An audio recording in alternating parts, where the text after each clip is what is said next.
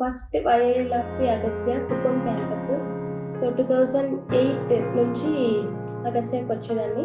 Present నేను assistant professor in plant pathology department YSR horticultural యూనివర్సిటీలో work చేస్తున్నాను.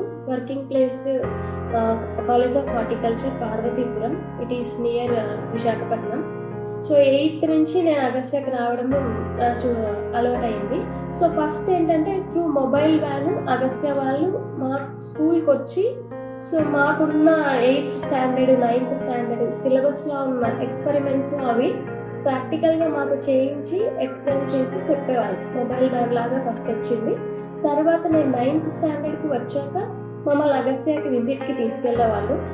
సో ఎప్పుడు కూడా స్కూల్లో థియరీ రిలేటెడ్గా చదివి ఎప్పుడు అగస్త్యకి వెళ్ళాలన్నా we feel very happy.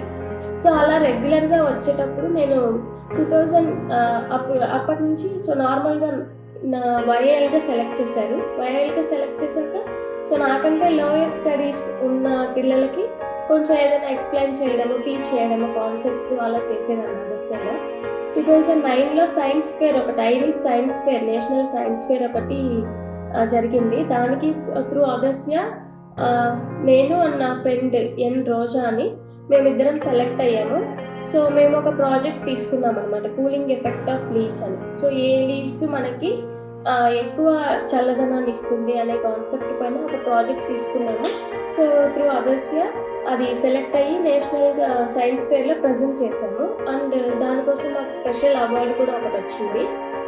So నాకు ఎవ్రీ ఇయర్ కూడా అగస్త్య నుంచి ఫైనాన్షియల్గా in the form of scholarship ఇచ్చారు. 4 years నేను BSc కంప్లీట్ చేసేటప్పుడు as well as in MSc and PhD తర్వాత MSc తర్వాత PhD జాయిన్ అయ్యాను. సో PhD 2018లో జాయిన్ అయ్యాను. 2018 అప్పుడు కూడా నాకు PhD ఫస్ట్ ఇయర్లో మళ్ళీ అగస్త్య నుంచి స్కాలర్షిప్ ఇచ్చారు. సో మా father farming and mother anganwadi teacher.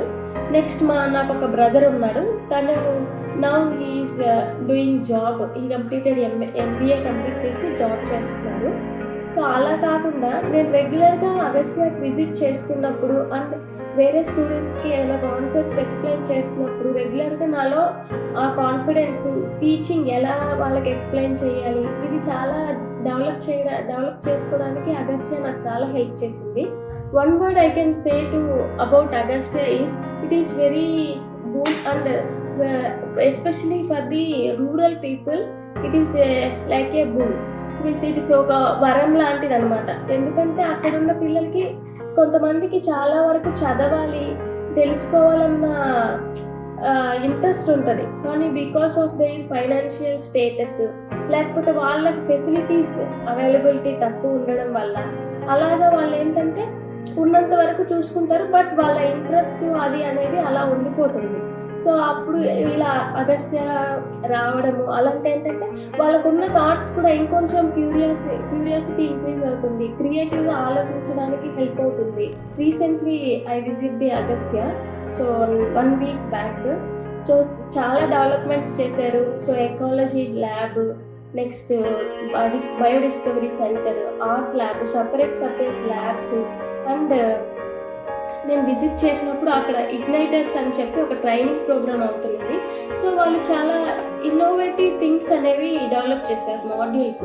అది ఒక 3 modules it is related to agriculture. And అది చూసి నాకు ఇంకా చాలా I feel very happy. So అది ఫార్మర్స్కి చాలా వరకు యూజ్ అవుతుంది if you implement that model in they. So అలా కాకుండా ఇంకా అదర్ మోడల్స్ కూడా చాలా చేసినవన్నీ చూశాను. Very impressive. అండ్ అలా థాట్స్ ఉన్న థాట్స్ని వాళ్ళు ఎంకరేజ్ చేసి వాళ్ళ థాట్స్ బయటికి తీసుకొచ్చి చేయడం అనేది అగస్త్యలో ఇట్ ఈస్ వెరీ మచ్ అప్రిషియేబుల్.